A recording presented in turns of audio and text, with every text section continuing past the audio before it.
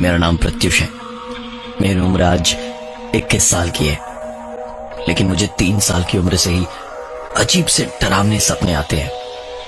माँ कहती थी कि मैं बचपन से ही नींद में दौड़ने और भागने की कोशिश करता था और चीखता चिल्लाता था। जब मैं 18 का हुआ तो स्लीप पैरालिसिस होने लगा मुझे। नींद में ही ऐसा लगता जैसे कोई मुझ पर हावी हो रहा हो। मेरा हाल ऐसा हो गया था कि मैं नींद कितनी भी आए सोना ना पड़े, बस यही कोशिश करता था। आंखें तभी से फंसी मेरी और फिर शुरू हुआ वो एक सपना जो रोज रात मुझे पागल कर देता था। सपने में मैं सूखी पत्तियों पे चलता हुआ अंधेरे में चल रहा होता था। अचानक गर्मी बहुत पड़ने लगती। धीरे धीरे अंधेरे को चीखती हुई एक भयानक सी आग चारों तरफ उस घने जंगल में फैलने लगती थी। उन सूखी पत्तियों जिन पर मैं चल रहा होता था, उन पे वो आग ऐसे दौड़ती जैसे पानी में पत्थर मारने पर कोई मछली भागती है। मैं उस आग से बचने की, भागने की कोशिश करता, लेकिन वो आग धीरे धीरे मुझे चारों तरफ से घेर लेती और फिर मैं अचानक जंगल में नहीं बल्कि अपने स्कूल की रेस में भाग रहा होता था। पर इस रेस में मैं अकेला था। पूरा मैदान लोगों से खचाखच भरा था, पर कोई आवाज नहीं होती थी सिवाय मेरी भारी होती सांसों और बढ़ती हुई धड़कन के। ये रेस खत्म हो जाती, लेकिन मैं फिर भी भागता ही रहता। लाख कोशिश करके भी मैं रुक नहीं पाता। ऐसा लगता जैसे कोई मेरे आसपास है जो मुझे रुकने नहीं देना चाहता। भागते भागते पूरे मैदान में बैठी भीड़ के लोग मेरे पीछे पीछे भागने लगते, पर आवाज कोई नहीं कर रहा होता। जैसे जैसे ये भीड़ मेरे पास आती, मैं उस मैदान से भागते भागते भागते अचानक खुद को ट्रैफिक जैम में फंसा पाता। वो मैदान जितना शांत था, उतनी ही आवाज इस ट्रैफिक जैम में थी। चारों तरफ हॉर्न का बजना, गाड़ियों के इंजन का शोर और धुआं, और तभी उस बीच मेरा फोन बजता। फोन हॉस्पिटल से आया था। इस फोन पर मुझे पता चला कि मां की तबीयत बहुत खराब है। मुझे जितनी जल्दी हो सके हॉस्पिटल पहुंचना है। मैं मां के पास पहुंचने के लिए भागने लगता हूं और ट्रैफिक में गाड़ियों के बीच फंसता जाता हूं। उस जैम से आगे निकल के खुली सड़क पे मैं फिर भागने लगता हूं और भागते भागते भागते भागते ही मेरी आंख खुलती है तो खुद को देखकर मैं रोने लगता हूं, क्योंकि मैं दौड़ नहीं सकता। मेरे पैर ही नहीं है।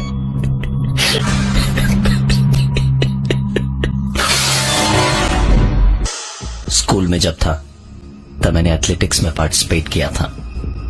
एक एक करके सारी रेसेस हो रही थी। पापा अपने बिजनेस की मीटिंग की वजह से आ नहीं पाए और मां की तबीयत खराब थी।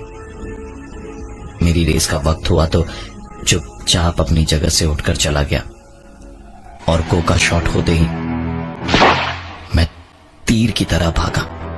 सब लोग मुझसे काफी पीछे थे। बहुत आराम से जीतने वाला था। मैं इतनी तेज भाग रहा था कि मैं खुद को रोक नहीं पा रहा था, और जैसे ही रुकने के लिए खुद को संभालने की कोशिश की तो ऐसा लगा जैसे किसी ने पीछे से मुझे धक्का मारा। मैं अपने मुंह के बल गिरा और सर पे बहुत चोट लगी थी। होश आया तो देखा मैं हॉस्पिटल में हूं। तेज बुखार में मेरा बदन तप रहा था। पानी मांगने को मुंह खोला तो दर्द से बंद मुंह में घुटी हुई चीख निकली। होठों पे स्टिचेस थे। बुरी तरह मुझे चोट लगी थी। मेरे बिस्तर के पास ही चेयर पर बैठा एक लड़का मुझे देख रहा था, लेकिन उसके चेहरे पर ना तो कोई हंसी थी, ना कोई दुख, ना ही गुस्सा। उसका चेहरा बिल्कुल एक सफेद पन्ने के जैसा था। मैं उसे जानता नहीं था। मेरा मुंह भी सिया हुआ था तो कुछ बोल नहीं पा रहा था। तभी माँ अपनी बीमारी में ही उठ के हॉस्पिटल में मुझे देखने आई। मैंने धीमे से किसी तरह पूछा, ये लड़का कौन है? तो माँ ने बताया कि रूम में मैं अकेला पेशेंट हूं, वहां कोई भी नहीं है। मेरे बार बार पूछने पे माँ को और डॉक्टर्स को लगा कि सर पे चोट लगने से मैं थोड़ा मेंटली डिस्टर्ब्ड हूं। हॉस्पिटल में ही न्यूरो डिपार्टमेंट में डॉक्टर ने चेक किया तो उन्हें कोई प्रॉब्लम नहीं दिखी मुझ में। हॉस्पिटल से डिस्चार्ज हुआ तो साइकियाट्रिस्ट को भी दिखाया। मैं बाहर से तो ठीक था, लेकिन अंदर ही अंदर मैं जान गया था कि मेरे बचपन के सपने अब सच होने वाले हैं, क्योंकि उस दिन हॉस्पिटल से ही मेरी जिंदगी में आ चुका था वो। शायद मेरी बातें सुन के लोग मुझे पागल समझे, लेकिन उस रात जब मैं अपने कमरे में लेटा था तो ऐसे ही करवट बदलते वक्त मेरी आंख खुली। मैंने उसे दीवार के हाथ पार आते देखा। मैं उठ के झटके से अपने बिस्तर पर बैठ गया, लेकिन वो दिखा नहीं मुझे। पर उसी वक्त ऐसा लगा जैसे मुझे किसी ने वापस बिस्तर पे पटक दिया हो। मेरी उम्र 18 साल की थी और उस दिन से मेरी स्लीप पैरालिसिस की दिक्कत शुरू हुई। मैं सब महसूस कर पा रहा था, लेकिन हिल पा रहा था, बोल पा रहा था। घुटी हुई चीखें मेरी हलक में दब के रह जा रही थी। मैं लाख कोशिशों के बावजूद सिवाय अपनी आंखों की पुतलियों को हिलाने के और कुछ नहीं कर पा रहा था। मेरी घुटी हुई चीखों के ही बीच ठंड में मेरा कंबल मुझ पर से धीरे धीरे हट गया। पूरी रात मैं ठंड में कांपता रहा और अचानक ऐसा लगा जैसे कोई मेरे शरीर पर हावी हो गया है। ना ही मैं कुछ बोल पाया, ना ही मैं कुछ कर पाया। पर सुबह की पहली किरण के साथ ही मैं वापस ठीक हो गया था। ऐसा रोज होता है मेरे साथ। मैं अंधेरे से डरने लगा था। रात को लाइट जलाकर सोता था। जितनी भी बार मैंने माँ पापा को बताने की कोशिश की तो माँ को ऐसा लगा जैसे मैं पागल हो रहा हूं और पापा को अपने बिजनेस के अलावा कुछ दिखाई नहीं दिया।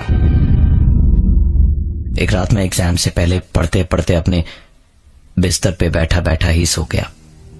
माँ मुझे देखने आई तो मुझे बिस्तर पे अच्छी तरह से लिटाकर कमरे से बाहर निकलते वक्त उन्होंने लाइट बंद कर दी। लाइट बंद होते के साथ ही मेरी आंख खुल चुकी थी।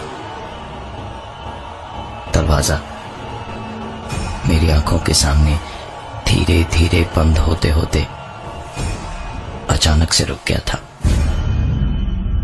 दरवाजे के उस खुले हुए भाग से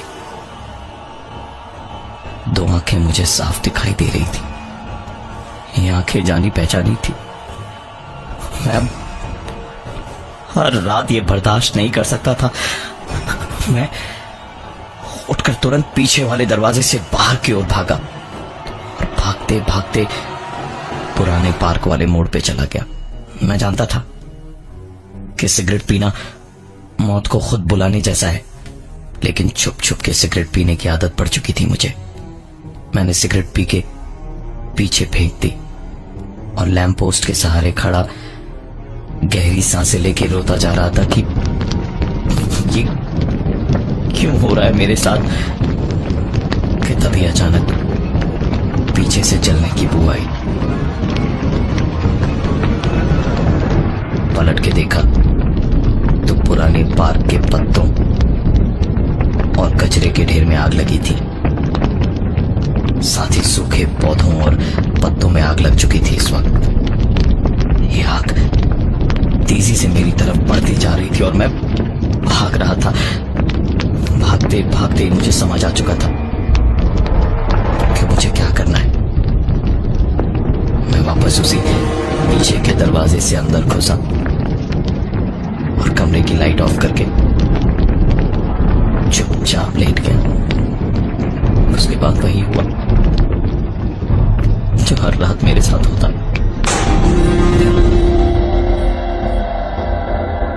सुबह उठते के साथ ही सब कुछ ठीक हो चुका था। फाइनल एग्जाम्स के पहले स्कूल की तरफ से एक आखिरी इंटर स्कूल एथलेटिक टूर्नामेंट खेलने गए थे हम। वहां पर कोई दिक्कत नहीं हुई। 4 गोल्ड मेडल भी जीते थे मैंने। लेकिन पूरे वक्त मुझे ऐसा लग रहा था जैसे कोई है जो मुझे देख रहा है, मुझे फॉलो कर रहा है, मेरी वापसी का इंतजार कर रहा है। वापसी के वक्त हमारी स्कूल बस एक ट्रैफिक जैम में फंसी हुई थी कि तभी मेरे पास एक फोन आया। ये फोन हॉस्पिटल से था। पता लगा कि माँ एडमिट थी, बहुत ज्यादा सीरियस। पापा को बैंगलोर से पहुंचने में 3 घंटे लगने वाले थे क्योंकि वो किसी बिजनेस मीट के लिए बैंगलोर गए हुए थे। मैं जानता था कि इस ट्रैफिक से निकलने में बहुत टाइम लगेगा, तो मैंने बस से उतर के भागना शुरू किया। हॉस्पिटल वहां से 30 मिनट की दूरी पे ही था।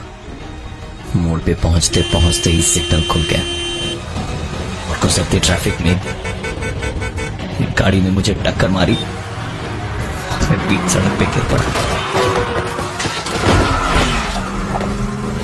एक कार मेरी आंखों के सामने डिसबैलेंस होते हुए बहुत करीब से किसी चीज पर से गुजरी।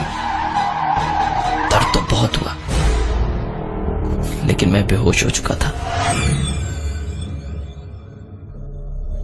मेरी आंख खुली तो मुझे पता चला कि मेरे डैड जिस प्लेन में ट्रैवल कर रहे थे वो प्लेन क्रैश हो गया और मां इस दुनिया में नहीं थी। और इस सच्चाई से भाग पाने के लिए मेरे पास मेरे पैर नहीं थे। वो कार पैर के ऊपर से निकल चुकी थी। मेरा भी इस दुनिया में जीने का कोई मतलब समझ नहीं आ रहा था मुझे। पापा की कंपनी की तरफ से मुझे एक नर्स और घर पे एक बटलर दिया गया जो मेरी देखभाल करते, वक्त पे दवाइयां और खाना पीना देते रहते थे। लेकिन जब जीना ही ना चाहे कोई तो भूख प्यास कहां से होगी उसे। एक मशीन की तरह जी रहा था मैं। पढ़ाई लिखाई सब कुछ छोड़ दी। दिन भर बस घर में ही पड़ा रहता। मां की याद आती और अपना ही हंसता हुआ चेहरा भूल गया था। एक रात की बात है, काफी दिन हो गए थे। मुझे नींद में कोई दिक्कत नहीं होती थी। अब लाइट्स ऑफ करने पर भी कोई परेशानी नहीं होती थी और उन डरावने सपनों का भी आना बहुत कम हो गया था। लेकिन इन सब के बावजूद जिंदगी में अकेलेपन से तंग आ गया था मैं। नर्स खाना खिला के दवा देकर चली गई और मैं चुपचाप कमरे में एक लाश की तरह बैठा हुआ था। बैठे बैठे ही सोचा कि आज सब दर्द को एक झटके में ही खत्म कर दूंगा। मैंने हाथ बढ़ाकर टेबल पर रखा और हल काटने वाला चाकू उठाया और अपनी कलाई पर रखकर काटने ही वाला था कि मुझे एक बार फिर से वही बच्चा दिखाई दिया। इस बार वो पहली बार मुझे मुस्कुराता हुआ दिख रहा था। मैं अपनी कलाई काटूं इससे पहले ही उसने मेरा हाथ पकड़ लिया और इतनी जोर से मरोड़ा कि चाकू मेरे हाथ से छूटकर नीचे गिर गया। मैं बिना पैरों के हाथों के बल घिसट रहा था, लेकिन चाकू के पास नहीं पहुंच पा रहा था। शायद उसे मुझे जिंदा और ऐसे दर्द में देखकर बहुत ज्यादा खुशी मिल रही थी। मैं ऐसे ही खिसकते हुए बिस्तर से नीचे गिर गया और टेबल के पास तक पहुंचा। सारे ड्रॉर्स खोल खोल कर चेक कर रहा था कि कहीं कुछ मिल जाए तो अपनी जिंदगी खत्म कर लूं आज। तभी एक डायरी पर नजर पड़ी। खोल के देखा तो ये मेरी मां की डायरी थी।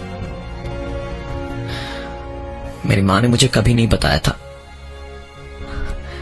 लेकिन इस डायरी में लिखा था कि ऐसे सपने और एक ऐसा ही बच्चा मेरी मां को भी दिखाई देता है।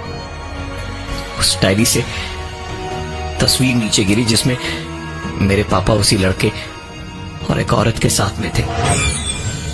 ये डायरी जब मैंने आगे पढ़ी तो पता चला कि मेरे पापा का एक परिवार मां और मेरे अलावा भी था, लेकिन उनसे पापा ने कभी शादी नहीं की। उन्हें ये शिकायत थी पापा से, और मेरी मां को मेरे पापा से हुई इस भयानक गलती की शिकायत थी। दोनों ने ही पापा से दूर जाने की कोशिशें की, लेकिन मां मेरी वजह से और वो औरत उस लड़के की वजह से कभी अलग नहीं हुए। सबके तानों और तरह तरह की बातों से एक दिन तंग आकर उसने अपने बेटे को रात के वक्त कमरे की बत्ती बुझाकर मार दिया और उसके बाद खुद भी सुसाइड कर लिया। सच कहते हैं, किसी अपने की करनी का फल किसी अपने को ही भुगतना पड़ता है।